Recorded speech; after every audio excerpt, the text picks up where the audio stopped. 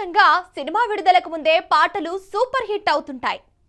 కొన్ని సందర్భాల్లో పాటలే సినిమాపై అంచనాలను పెంచేస్తూ ఉంటాయి. అందుకే కొత్త సినిమా నుంచి సాంగ్ రిలీజ్ అవుతుందంటే ప్రేక్షకుల్లో ఆసక్తి ఉంటుంది.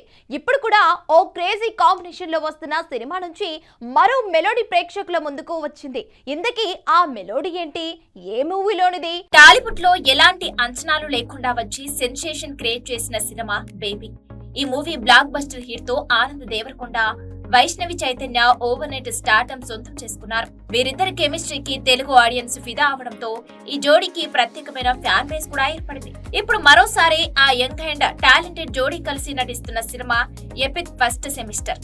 90s మిడిల్ క్లాస్ బయోపిక్ తో మెప్పించిన ఆదిత్య హాసన్ ఈ సినిమాకు దర్శకత్వం వహిస్తున్నారు. బేబీ తర్వాత ఆనంద్ దేవరకొండ, వైష్ణవి చైతన్య కాంబినేషన్ లో వస్తున్న సినిమా కావడంతో ఎపిక్ పై మొదటి నుంచే భారీ అంచనాలు నెలకొన్నాయి. ఇక ఇప్పటికే విడుదలైన గ్లిమ్స్, పోస్టర్స్ ప్రేక్షకుల్లో ఆసక్తిని మరింత పెంచాయి. ఇక తాజాగా ఆ సినిమా నుంచి మనసా వాచా అనే సెకండ్ సింగిల్ లిరికల్ వీడియోను మేకర్స్ విడుదల చేశారు. పాట విడుదలైన వెంటనే శ్రోతలను ఆకట్టుకుంటూ అందమైన మెలోడీగా మంచి రెస్పాన్స్ సొంతం చేసుకుంటుంది.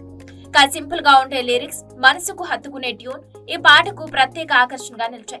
సంగీత దర్శకుడు హేషం అబ్దుల్ వహబ్ అందించిన సంగీతం పాటకు మరింత అందాన్ని తీసుకొచ్చింది. ఇక మరోవైపు ప్రముఖ గాయకులు ఎస్పీ చరణ్, కెఎస్ చిత్ర తమ అద్భుతమైన గాత్రంతో ఈ పాటకు ప్రారంభోశారు.